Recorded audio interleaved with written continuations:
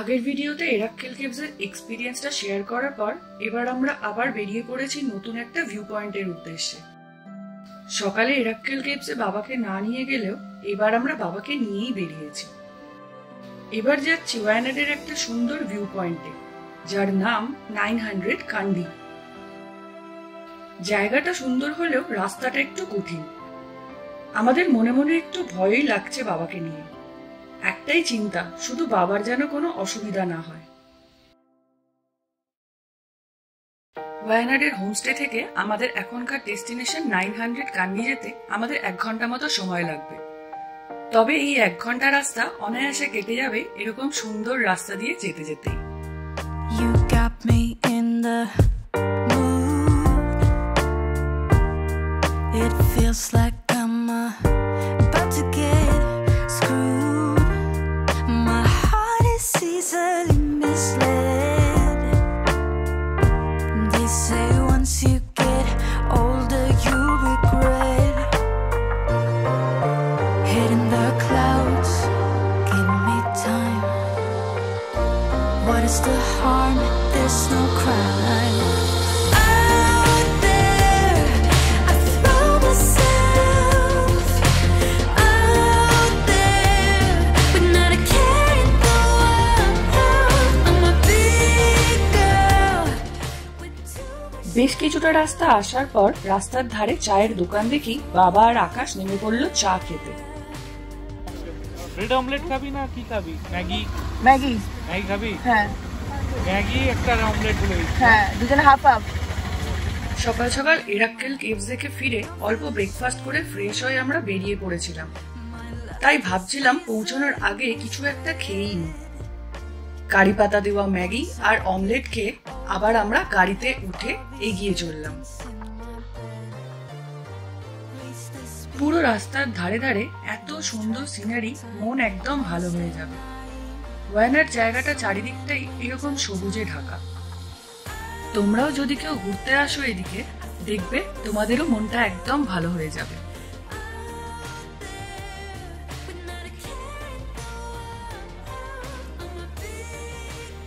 So finally আমরা আমাদের ডেস্টিনেশনে পৌঁছে গেছি এবার।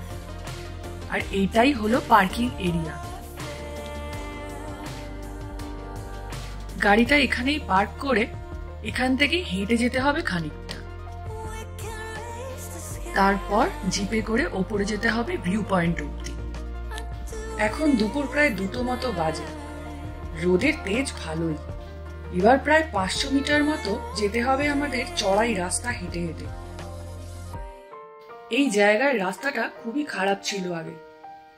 জায়গাটিতে এখন অনেক মানুষ ঘুরতে আসছে, তাই রাস্তাগুলো ঠিক করার কাজ চলছে। এই রাস্তা দিয়েই 500 মিটার রাস্তা উপরে উঠে জিপ ভাড়া করে তারপরে উপরে উঠতে হবে। তবে জিপে 6 জন করে মানুষ উঠলেই তবেই জিপ ছাড়বে, না হলে ওয়েট করতে হবে।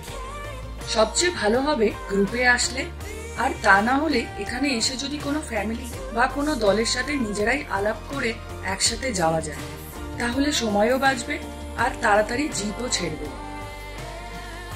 আমরাও এখানে এসে একটা ছোট্ট ফ্যামিলি পেয়ে গেলাম। সবচেয়ে ভালো ব্যাপার যে তারাও বাঙালি। যাই হোক, এবার এই রাস্তার আসল মজা বা ভয় যাই বলো, সেটাই শুরু হতে চলেছে। রাস্তা যেমন সরু সেরকমই ভাঙা। জিপে বসে ঝাঁকুনিতে মনে হবে কোমরের হাড় সরে যাবে। কম বয়সীদের জন্য কিছু বলার নেই, বাট বয়স্ক মানুষদের অসুবিধা হবারই কথা। এই জন্যেই আমরা বাবার কথা ভেবে ভয় পেয়েছিলাম। কিন্তু আমার বাবা গাড়িতে উঠে আমাদের সাথে এই তাল মিলিয়ে শক্ত করে ধরে বসে আছে দেখে ভালোই লাগছে। এরকম ঝাঁকুনি আগে কোনোদিন আমরা বা বাবা কেউই এক্সপিরিয়েন্স করিনি। আর ঝাঁকুনি বাদ দিলে আমরা এখন যাচ্ছি একটা পাহাড়ি জঙ্গলের মধ্যে দিয়ে। এখানে এলে ঝাঁকুনিটা ফিল করতে পারবে। এখন শুধু জঙ্গলের রাস্তাটা ফিল করে নাও একটু। Never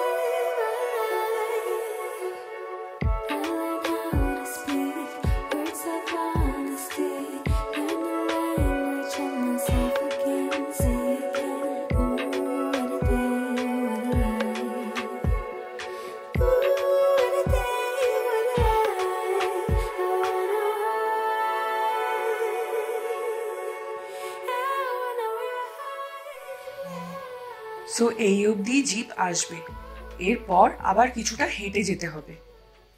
বাই দ্য ওয়ে, এখানে পার পার্সন 200 টাকা করে এন্ট্রি ফি। চলো এবার যাই।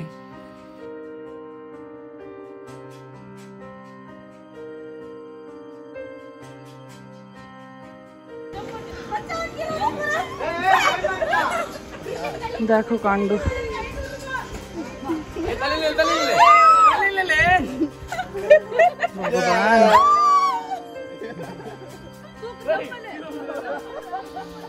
এই জায়গাটায় জিপ লাইন, গান শুটিং এর মতো আরো অনেক রকমের অ্যাক্টিভিটিও করা যায় ইচ্ছে করলে, সেগুলো এই টিকিটের সাথে ইনক্লুডেড।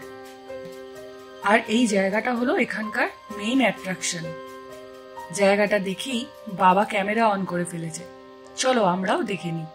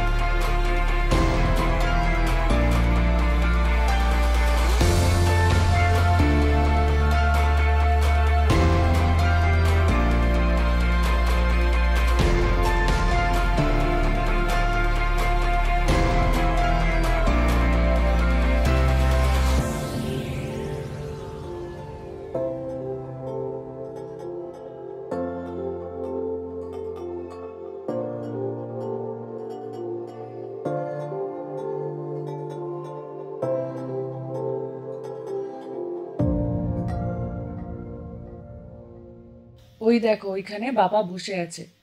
এই জায়গাটায় আর ওঠেনি। বাই দ্য ওয়ে, মেঘ করে আসছে এখানে, টিপ টিপ করে 2-3 ফোঁটা বৃষ্টিও পড়লো। এখান থেকে এবার গাড়ির দিকে ফিরে যাওয়াটাই বেটার।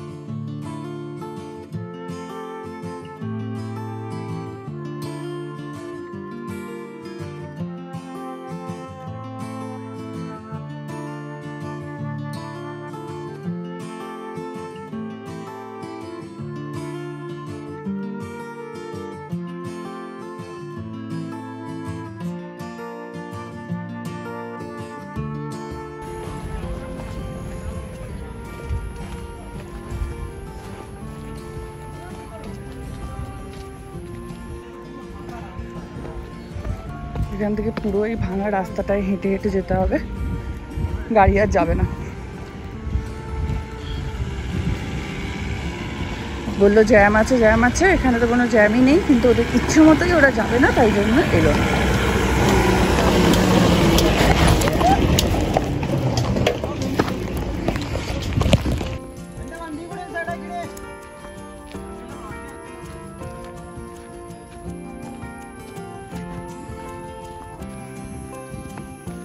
বাবা কি হলো রে, এত জোরে দৌড়াচ্ছে কেন রে?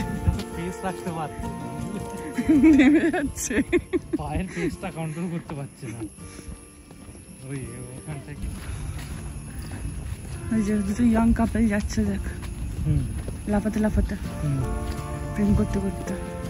ধর না ধরবো না, ক্যামেরা ধরতে হবে। ওটা কাঠবিড়ালি, বড় কাঠবিড়ালি, বুনো কাঠবিড়ালি।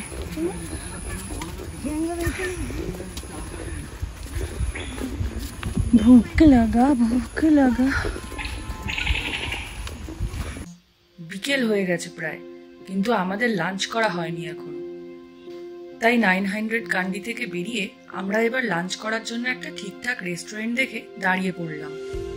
ভিতরে ঢুকে দেখলাম ভালোই ভিড় হয়েছে। অর্ডার করলাম রাইস, রুটি, চিলি চিকেন আর চাউমিন। বিকেল হয়ে গেছে তাই আর সব খেতে পারলাম না, তাই বেঁচে যাওয়া খাবারগুলো প্যাক করে নিয়ে নিলাম। খাওয়া দাওয়া করে এবার একটু শান্তি হলো, খুব খিদে পেয়েছিল। এবার আমরা এখন যাচ্ছি একটা সুন্দর সানসেট ভিউ পয়েন্টের দিকে, যার নাম নেল্লারাচাল। জায়গাটা ভীষণ সুন্দর, শান্ত একদম, শান্তিতে প্রকৃতি এনজয় করার মতো আইডিয়াল জায়গা। এই জায়গাটা আমাদের হোমস্টে থেকে বেশি দূরেও না। আকাশে মেঘ জমে আছে, সানসেট আর দেখা হবে না, কিন্তু এই জায়গাটা ফিল করাটাই আসল ব্যাপার। তো চলো দেখে নিই।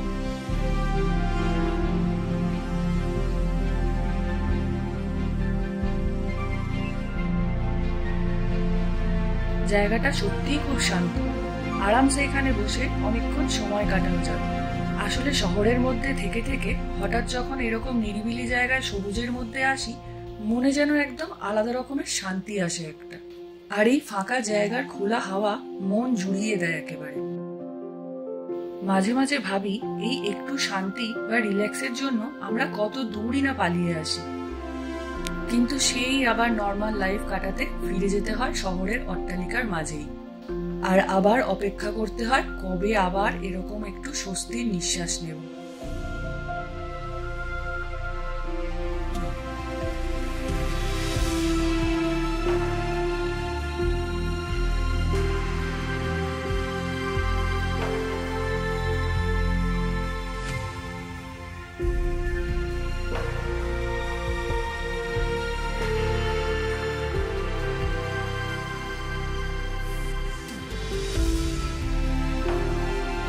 বেশ কিছুক্ষণ সময় কেটে গেল, বেশ ভালোই লাগলো। এবার হোমস্টেতে ফিরে যাওয়ার পালা। ফেরার পথে গরুর পাল গাড়ির সামনে চলে এলো। ভিডিও তুলতে তুলতে মনে মনে হাসছি আর ভাবছি, গ্রামের এই ছোঁয়াগুলি যেন পাওয়ার জন্য মন ছটপট করে আজকাল। তাই গরুর পাল দেখেও আজকাল মনে খুশি এসে যায়।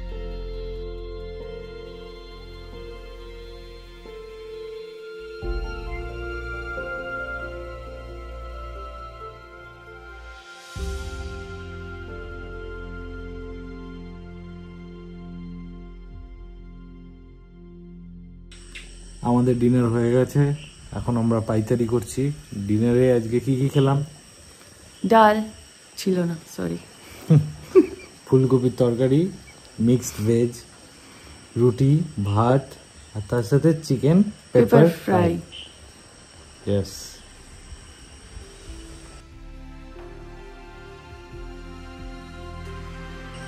আজকে আমরা গেলাম হচ্ছে ফার্স্ট এদাক্কেল কেভস, সেকেন্ডে আমরা গেলাম হচ্ছে 900 কান্দি গ্লাস ব্রিজ দেখতে, আর লাস্ট আমরা গেলাম নেল্লারাচাল। নেল্লারাচাল। ইয়েস। আমরা এখন শুতে যাচ্ছি। Good night. Good night. Good night. আজকের ভিডিওটা এই অবধি রইল। জায়গাগুলো ভালো লাগলে to like, share, comment and subscribe. আর এরপর নেক্সট দিন কি কি হলো সেটা থাকবে নেক্সট ভিডিওতে। এখনকার মতো টাটা।